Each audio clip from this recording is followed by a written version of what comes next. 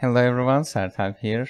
Today we will talk about what we have done so far with the optimization tutorials for Fantasy Premier League, and it will serve as a point for people to catch up if they haven't been able to. I will go over some of the basic concepts we have already covered in previous episodes, so if you have been following along up to this point, you probably don't need to watch this, but if you would like to have a reminder of what we have been doing so far and where we will go next, it will be a good episode for that purpose. Today I will also go over some of the steps for you to try a wildcard optimization if you haven't been able to try any of the things we have mentioned so far. I strongly recommend following the tutorial episodes in order. Maybe you can skip episode 4 because it is about generating alternative solutions. But all the episodes are building blocks for this entire wildcard optimization model or multi-period Fpl optimization model in general. With this, I will actually share my screen. So this is one of the graphs that I have shown in an earlier episode. It could be episode 1, I'm not 100% sure, but this graph shows the analytics steps for business settings, but it also applies to, well, FPL as well. So on the left side, you have the value you gain from an analytics step, and on the bottom or the x-axis, you have the maturity of the step. So here, obviously, the first step is descriptive analytics. So descriptive analytics simply answers the question of what did happen. So these are the things like how many shots were there in that game, or how many corners that this particular team take. So these kind of stuff like descriptive analytics is the first step to entering analytics, right? Because you are describing events, you are trying to collect information so that you can actually use it to your advantage later. And then the second step is diagnostic analytics. This step actually answers why did this happen. For example, if it is a team that took too many shots in a game and which are not regularly doing it, so you trying to explain why did this happen is actually a step in diagnostic analytics, because you are trying to diagnose and trying to figure out what the problem is or what caused the event. So this is very common, like these two steps are very common in FPL, because there are lots of social media accounts talking about the stats, and they are sharing, what happened, how many shots have taken place, or how many goals, how many big chances, small chances. So these are about actually descriptive analytics. And then when they try to explain why did that happen, for example, you can say that, oh, this player actually played as a false 9, so he was able to take, or he was able to find more chances than usual.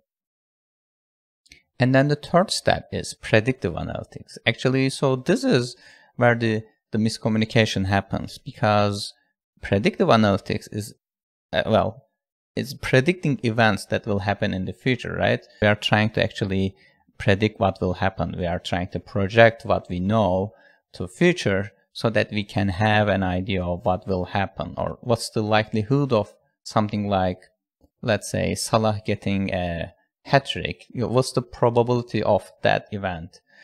So essentially, when you have descriptive analytics, diagnostic analytics, then going to the predictive analytics might seem straightforward, but not always, because even though you can explain, why a particular event has happened in past using the data you have, predicting the future is difficult because you don't know if the same conditions will be satisfied again. So some of the predictive models are pretty simple in nature, and some of them are not. Some of them involve lots of data points and then require you to build a machine learning kind of model.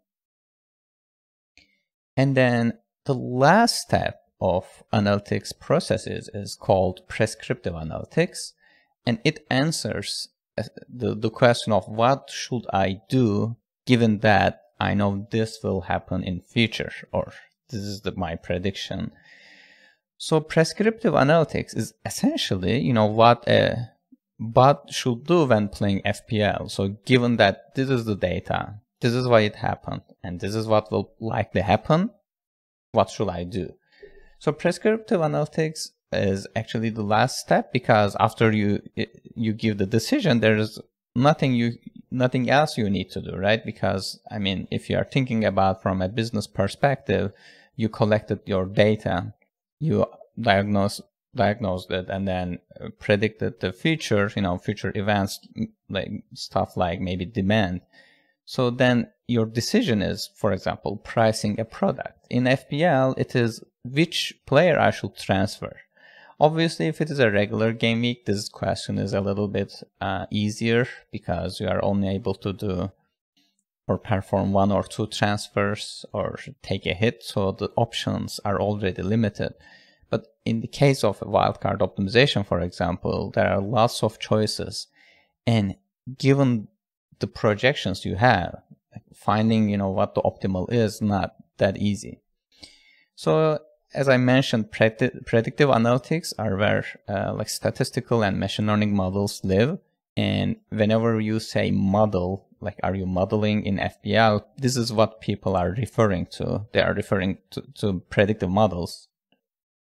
But there are also prescriptive models, optimization models that we have been developing in this series so far, which answers that question. So optimization can be developed separate from the predictive model itself, so that you can develop your entire optimization model and then plug a different kind of prediction from another resource and get different answers. So the optimization model itself is modular in that perspective. So you don't actually need to tie your optimization model into a specific predictive model. So this is what we were trying to develop so far, and I will just open this GitHub repository. So this is the repository we have been uploading our codes so far. This repository is called Fpl Optimization Tools, and I have been uploading the scripts we generate during the tutorials to this repository specifically. And I decided to add a README file so that you can actually have an easier time understanding if it is your first time visiting here.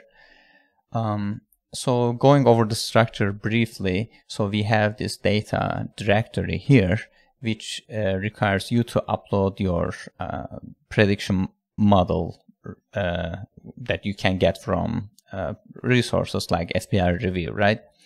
So in here we have notebooks directory that we have been using for the first 2 episodes of the tutorials.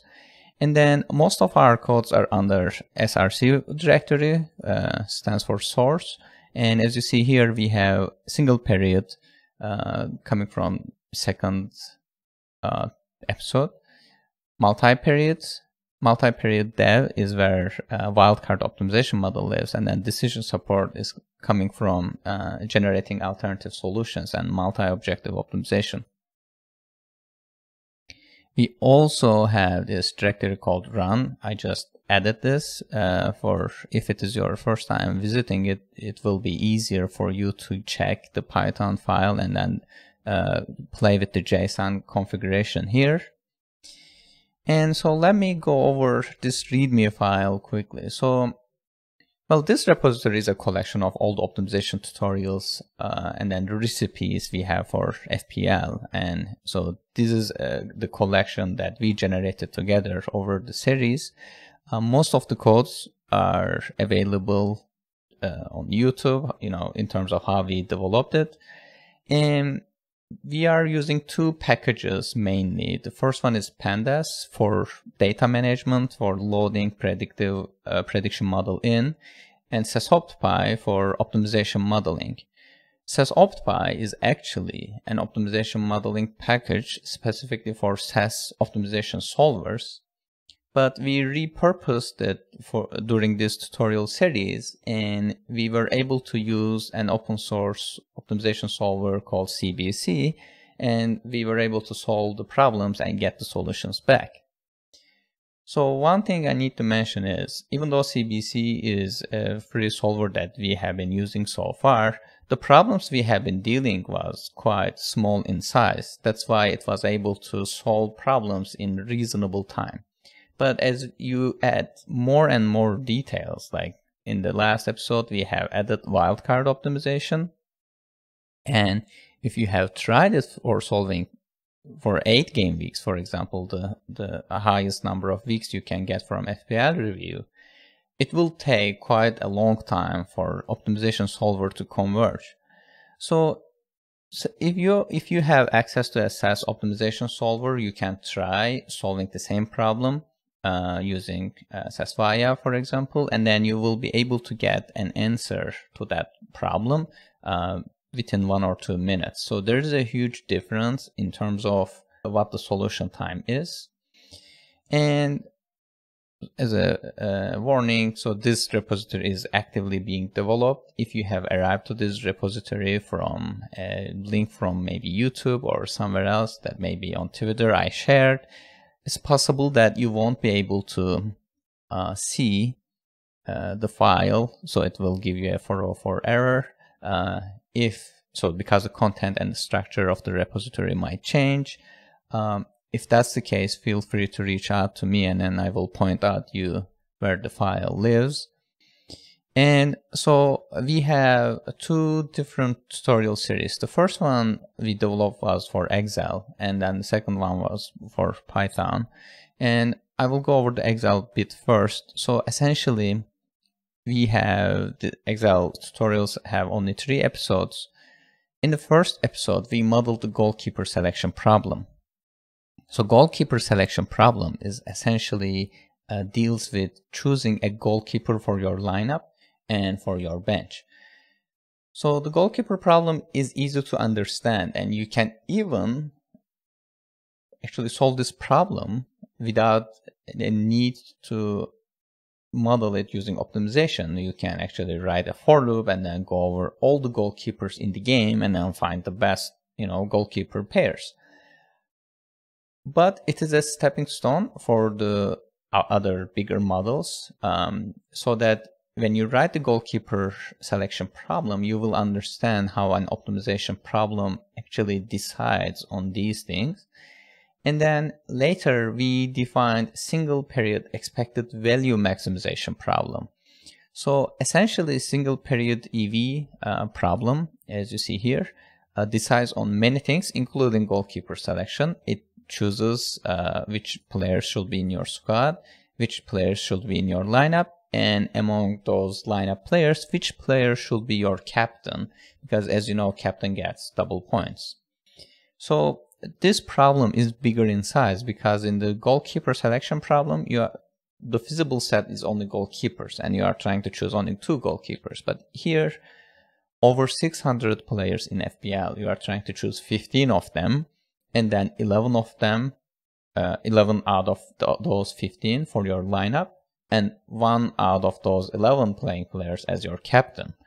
So that problem is bigger in size, but since this is on the single period, it's actually not that difficult, and you can actually solve it using optimization modeling. So this problem itself is too difficult to solve using a for loop or just, using a heuristic, because there are too many combinations. Most of the tools online, they use a simplification of this, and they actually even trying to optimize for future game weeks, they assume it's the same squad every game week without no transfers or anything, and then they are trying to maximize to total EV based on the summation of those values. So that problem is actually again a single period problem, but they're not actually using optimization because that solution has no guarantee you can play with it a little bit, you can choose different players and get a higher XP or EV score. But that's not the case with our type of models, because optimization is exact. So whatever input you give, you will always get the same solution. And the third episode was about multi-period expected value maximization problem. So we added more details about which players to buy, which players to sell. And instead of choosing a squad for only 1 game week, in this case, you are able to choose a squad for up to 8 game weeks, or up to actually how many game week of data you have. People like Fpl Api is generating these values for the entire season. So if you have time and patience, you can solve this problem for entire horizon, like until the end of Fpl. And here again, you are choosing a lineup and captain separately for all the game weeks. So the problem is able to actually find you the optimal decisions in that regard. And going back to the Python part, so we actually covered the same 3 problems: goalkeeper selection problem, single period value maximization problem, and multi-period expected value maximization problem. So it was the same up to this point, but then we started adding new stuff to Python model because, well, essentially Excel itself is very restrictive in terms of what you can do with it. If you would like to add kind of a for loop, for example, it is, well, impossible for you to do unless you use Visual Basic. So instead of keep building the Excel model, we actually switched to Python and then modeled the problem there. And in the 4th episode, we talked about alternative solution generation. Well, this is important because more often than not, we disagree with the optimization solution. So you solve the problem, you get an optimal solution. And if you tell people that, oh, this is the optimal solution for FPL, they usually are saying that, oh, but you have this player, but that player is not guaranteed to play. Like, how about this player? And so the thing with the FPL is there are lots of suboptimal solutions that are very close to optimal solution itself in terms of objective score. So in that case, it is not enough to give user, just the best solution. They are wondering, what's the top 10 solution, because those solutions will be different. Or they would like to see top 10 solutions so that they can give a decision out of it. For example, if rolling your free transfer is the 3rd best solution, if you can see how much difference between those 3 solutions, like between the top solution and then the 3rd solution, if the EV difference is, let's say, 0.1 or 5, let's say, you might say, okay, maybe I don't want to spend my single free transfer because I will probably need it next game week. So those kind of stuff are very hard to add to optimization.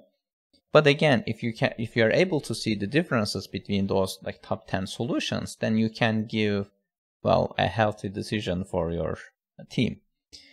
And then in the same episode, we also covered multi-objective optimization. So multi-objective optimization is different in the sense that when you are trying to solve expected value maximization problem, there is this question of, should I maximize over the total of 8 game weeks, or should I maximize over my immediate benefit? And the question is actually originates from the reliability of future game week predictions, because we know that lots of things could happen, like a player can get injured, or a player can get sold, for example, or can get rotated. So we know that future game week predictions are not that reliable, but the next game week prediction, well, that's probably much more reliable than the others, right? So if your optimization just goes out of its way to get a very small gain, like 8 game weeks later, then you will end up with a team that is suboptimal for the next game week. So there are actually 2 conflicting objectives then, your short-term gain and then your long-term gain. So multi-objective optimization deals with these kind of problems. So we covered 2 methods in it. the first one was a two-step method where you solve for an objective, and then you using it as a constraint, you can use the second objective and solve for it. And then the second one was a weighted method where you actually define weights for two objectives, and then you combine them and you try to solve that problem. And so this is where we stopped last season, and then this season, as the first episode, we covered bench decisions, because up to that point we didn't have any way of adding bench decisions, because as you know, bench order matters. So when you are putting some players to your bench, their order actually affects your outcome, right? So you need to give a weight to those bench players so that you can put them in order. And if you need to sacrifice some kind of lineup XP for your bench players, that's where we added the model actually. So, and then in the following episode, then we covered, well, I have a lineup, but some of the players are not guaranteed to play. Their expected minutes is too low. So if I use the same bench weights for, well, that case, that won't make too much sense, because I need to have a strong bench if I have some risky players. For example, if you have some city players in your lineup, then you want a stronger bench in case they don't play, right? So, however, the problem with this is adding bench weights dynamically is actually making the problem nonlinear. And if you are not familiar with nonlinearity, so all the models we have been developing up to that point was linear, so we were able to actually solve problem to optimality or the global optimality. But whenever an instance is nonlinear, there is no guarantee that the solution you get from the solver is actually optimal. You can get, well, what we call a local optimality, but you cannot know for sure if that's the best decision among all the possibilities, like over billions of combinations, if that's the optimal. And when you add bench weights dynamically, then the problem is nonlinear. So in order to overcome this problem, we actually used expected minutes of our lineup and then tried to actually predict what's the percentage of cases my bench player will play. And then you can actually do it, and you can calculate that weight, and you can solve a series of linear optimization models instead of writing a nonlinear optimization model. And that problem actually thankfully converges after 2 iterations, which is great.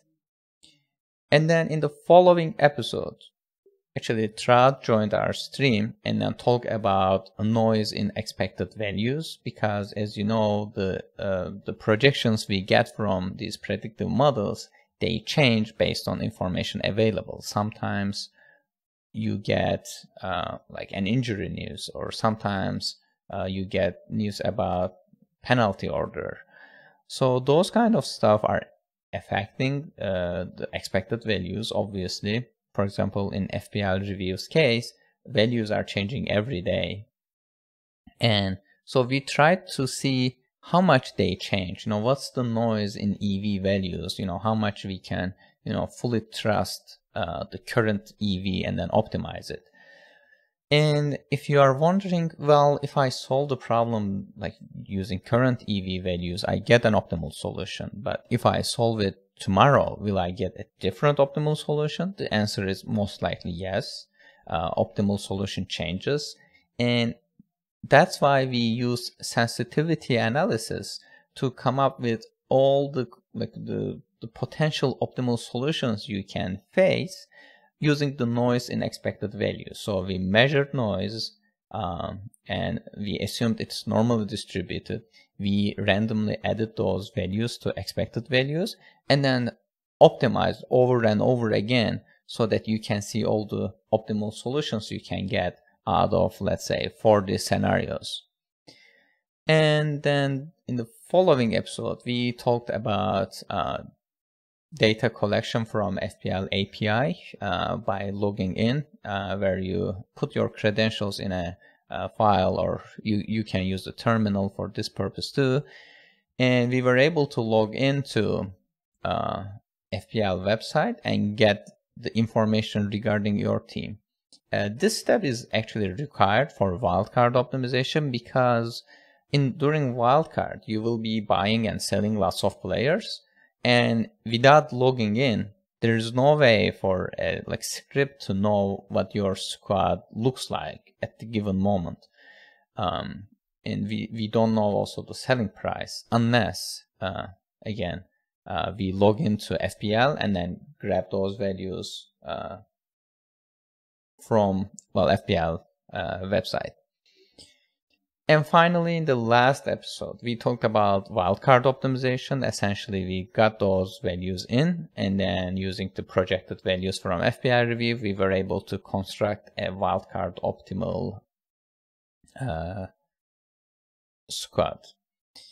So wildcard optimization is much bigger in size compared to other models we have covered, because there are lots of combinations, because you are not forced to choose, only using only one single free transfer or two free transfers or taking a hit, but we assume that you can only transfer up to 15 players at a time, which is a reasonable assumption.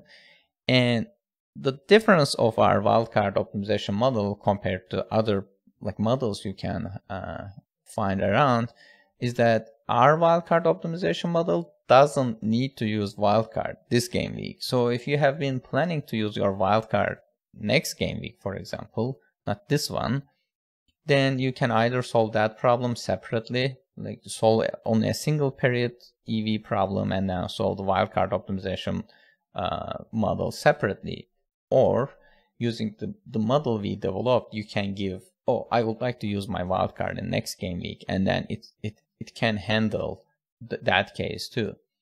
So the good thing about this model is it correctly actually models your buy and sell prices, not only a single game week, not only once, but if you are solving for 8 game weeks, then you can put wildcard in the middle, and instead of solving two separate problems, you can correctly solve the problem so that you know what the sell price is, and optimization can handle it for you.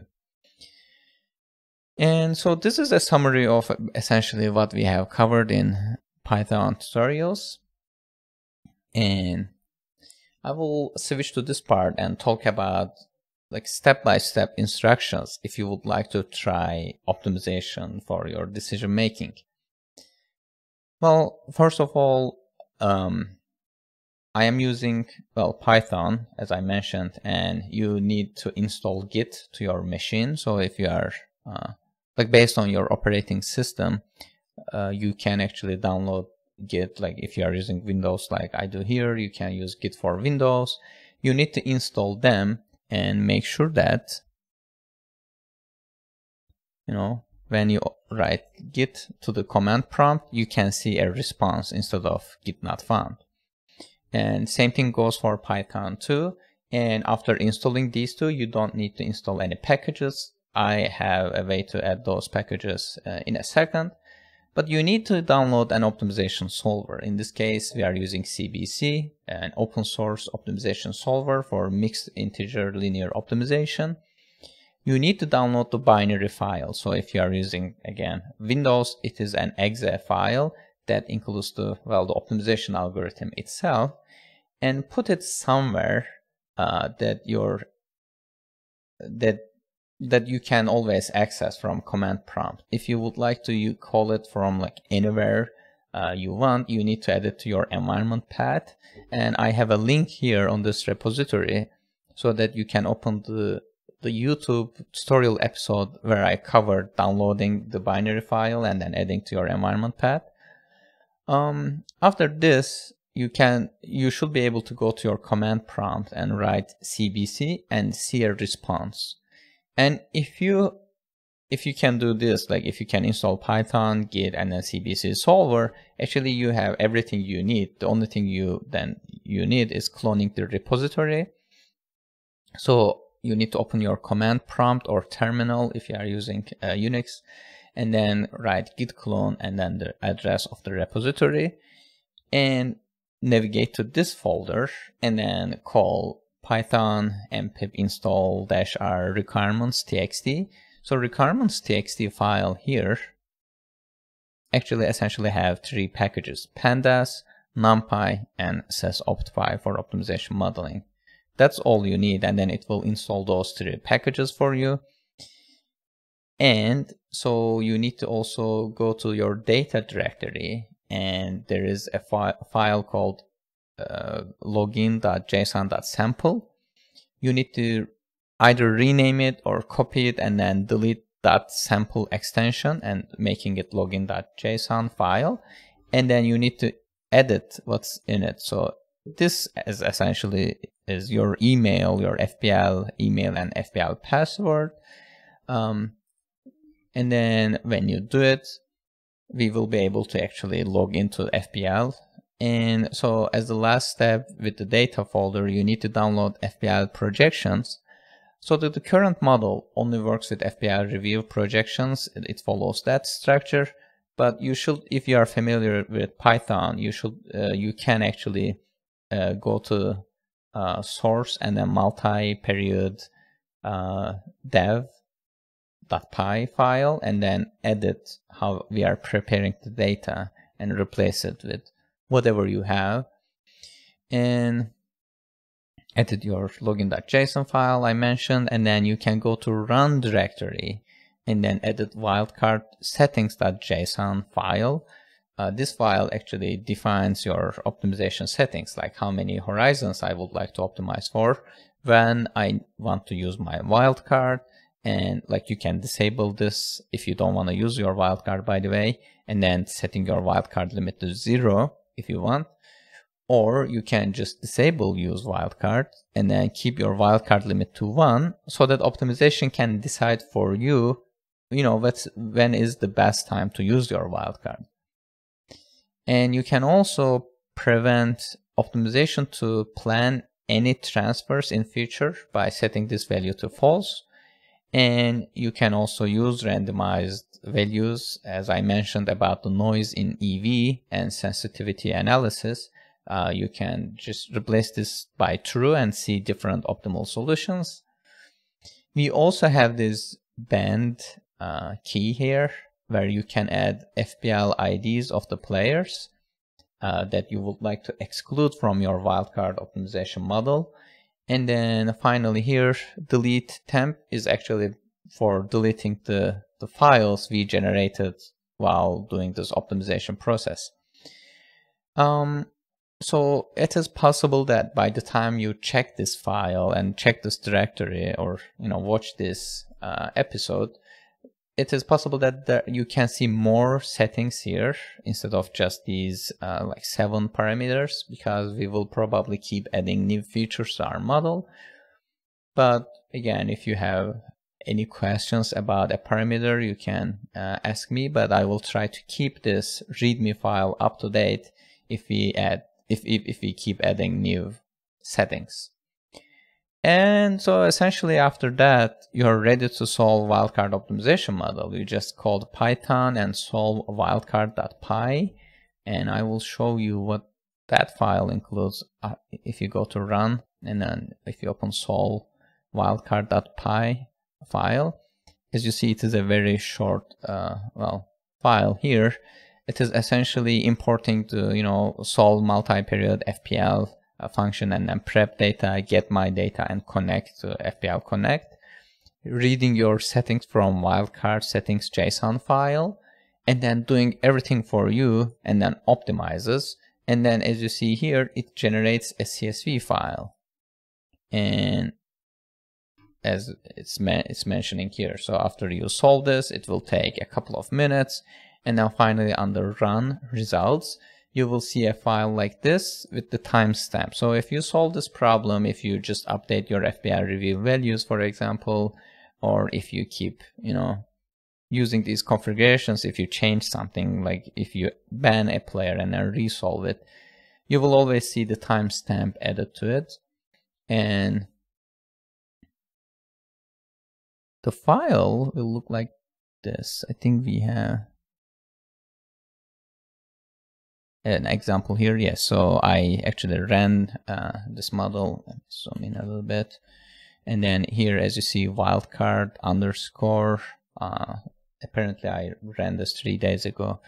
If I open the preview, you can see what the game week is, what's the name of the player. And in the earlier episode, we also added this squad variable, or the column here. So you can only filter for one and then filter for a specific game week and then see what the optimal squad look like. In this case, yeah, it's using a premium goalkeeper, for example, and then using a 4 million goalkeeper. But if I go to next game week, for example, here, as you see, it's changing the order, it's changing the captain, so it's handling all of those for you and then generating you the solution you want. So essentially, these are the only steps for you to run the wildcard optimization model if you don't want to build it yourself. But again, I suggest you to start from episode 1 and then keep building the model, so you will have a good understanding of how the constraints work, how the variables actually play a role in optimization, what you can do with it. With this, I think I covered everything I have in mind. Thank you for listening, and we actually reviewed what we have covered in the Fpl optimization tutorials so far, both in Excel tutorials and Python tutorials. This will be our 10th episode, and probably in future episodes we will talk more about other steps of analytics, not only optimization, and I will talk about predictive modeling, and then diagnostic analytics. And so we will also talk about descriptive analytics, how to collect these data and then how to use it, how to generate values. For those episodes, I will invite other people who are experts in their own topics. With this, again, I thank you for your attention, and I will see you next time.